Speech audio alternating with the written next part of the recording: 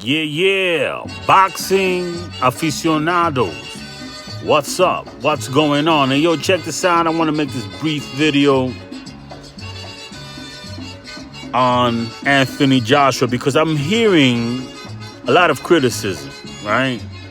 A lot of, couch potatoes trying to give directions on what this man should be doing, and criticizing and wondering whether he had the heart or is he getting fat off the lamb? Why didn't he pressure Usyk? Everybody's got an opinion, and so do I. But here it is, man. AJ's problem against Usyk wasn't a lack of heart or a lack of desire or that he was too nice of a guy. AJ's problem against Usyk is that he doesn't have the tools. He doesn't have the physical tools to deal with an Usyk. Doesn't have the physical tools to deal with an Usyk. If you're going to deal with an Usyk, if you want to box with that guy, you're going to have to be nimble, athletic yourself, have quickness. If you're going to want to pressure Usyk and become a puncher, a straightforward corner him, pressure him into a corner, you're going to have to be assured, self-assured that your jaw can take a punch. So AJ is not so sure of his jaw. He knows he's got a glass jaw. He knows it. I mean, Andy Ruiz dropped him, and Andy Ruiz was not a world beater. I mean, not only dropped him, stopped him. Klitschko's dropped him. There's been many stories of AJ getting dropped in sparring. So AJ knows who he is. And as such, is not willing to, play the role like Triple G. Like Triple G is a pressure fighter, doesn't mind getting hit. He knows his jaw. He knows he can take a punch. Margarito was the same way. Come forward pressure fighter. A lot of those Mexican come forward pressure fighters are like that. Julio Cesar Chavez was like that, right? You got to trust your jaw in order to be that kind of fighter. AJ does not have that. Therefore, he's not physically gifted in that way. He's also not nimble. He's not. He looked nimble and athletic against Andy Ruiz because Andy Ruiz was a roly-poly. He's a roly-poly tugboat. That's what Andy Ruiz is. Any kind of movement would make Andy Ruiz, Andy Ruiz would make anybody look like Cassius Clay. Andy Ruiz could make anybody, especially the version that went into the ring against AJ in that rematch. That version of Andy Ruiz could make anybody look like Cassius Clay, right? So, like a young Cassius Clay. So he couldn't match Usyk's speed, right? AJ has to remake himself. And it's a long process. Now, I'm going to tell you and be honest. Maybe I'm selling the man short, doubting him. I doubted his ability to beat Andy Ruiz in the rematch. I didn't think that AJ could do something different, but he apparently, we all know that he could. But this is a different kind of story because it was a different kind of defeat. Andy Ruiz's defeat, or Andy Ruiz's victory over AJ, came after he himself got dropped. AJ came forward, got a little bit too confident, and caught one in an exchange inside. dropped him and was never the same. And Andy Ruiz has a lot of hand speed and was able to take him out. AJ was not the same. Embarrassed that happened to be in New York, hurt, he was done. But let's not forget that AJ did take command of that fight. He was the better fighter. He just got caught by Andy Ruiz that night. The case of Usyk is totally different. There was nothing lucky about it. There was nothing sporadic. It was methodical. Usyk was methodical. Usyk used skill. His athleticism, his boxing ability to methodically impose his will on AJ. It was a boxing lesson. It was a boxing lesson predicated on Usyk's physical abilities and boxing IQ. There was an instance in the fight where Alexander Usyk hit AJ, right, and scooted over to his right, his own right. He hit him with a left, kept going to AJ's left side, avoiding AJ's right, and ended up on the other side, kind of like what Lomachenko does, right? Not kind of, exactly like what Lomachenko does.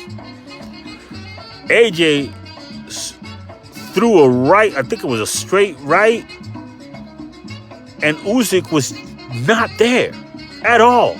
It was very interesting because as he threw the punch, Usyk went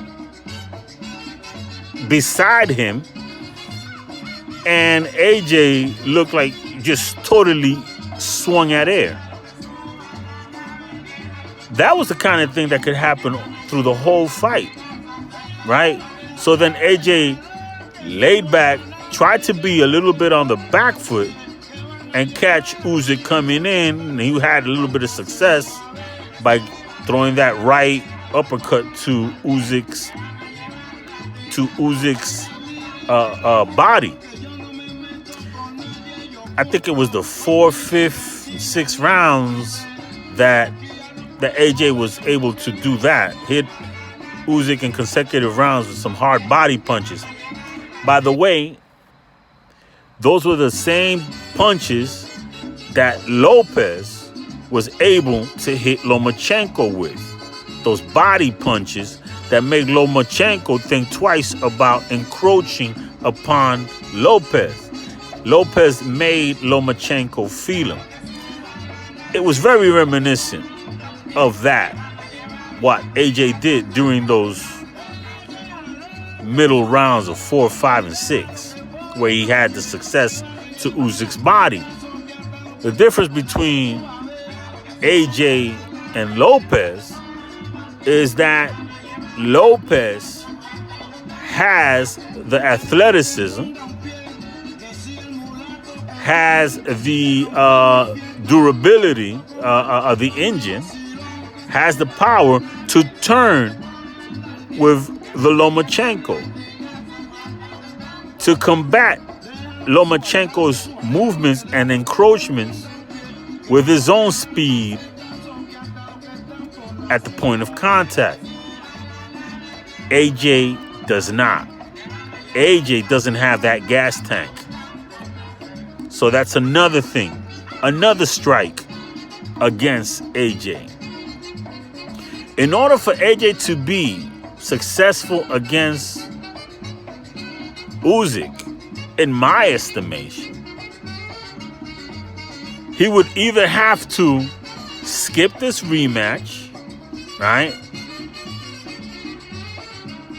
Hire a yoga instructor, right?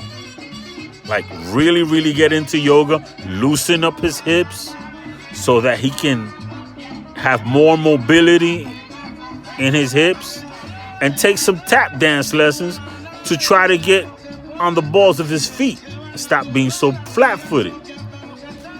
I mean, some really intense tap dance lessons.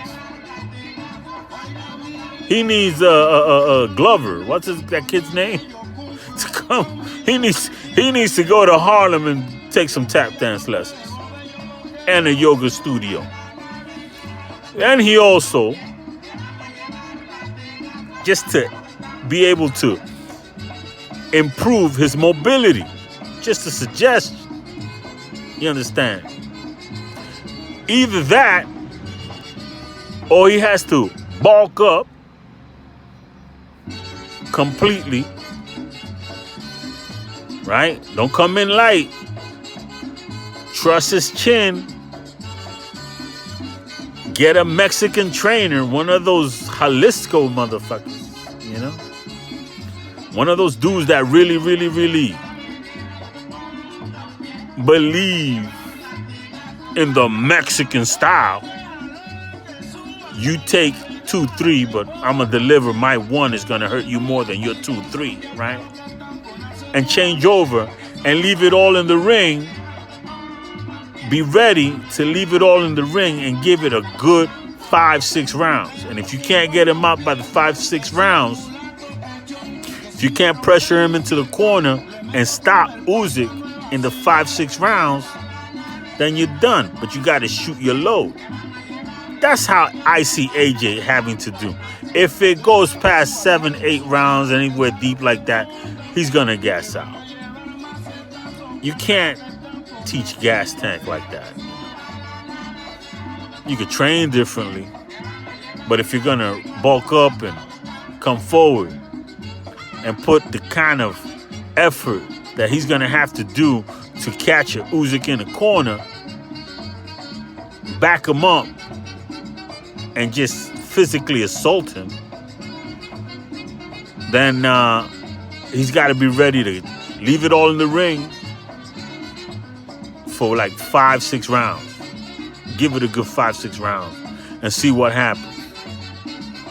Other than that, I doubt very much that AJ is going to be able to learn and acquire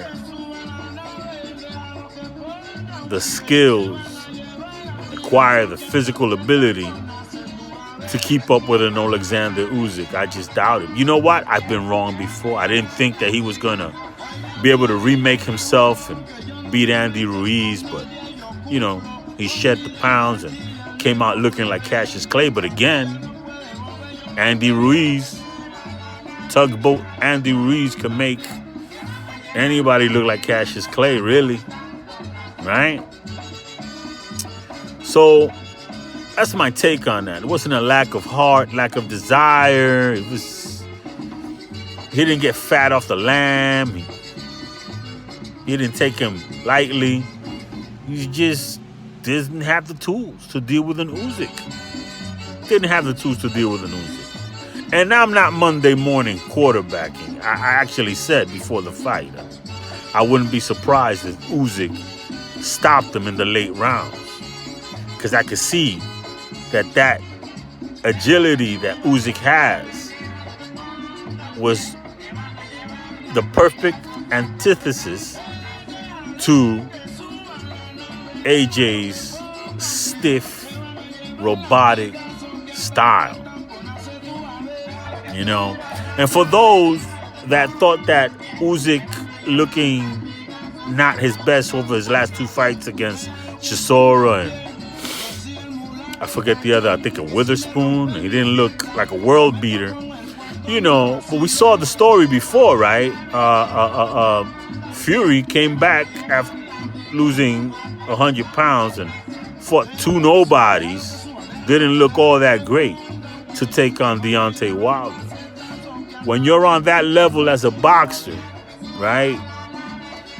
You don't need to fight comparable opponents in order to implement and build yourself up towards bigger fights. In other words, you're just working on yourself and you're working on certain things, maybe your conditioning, maybe certain techniques to get you prepared for the bigger prize.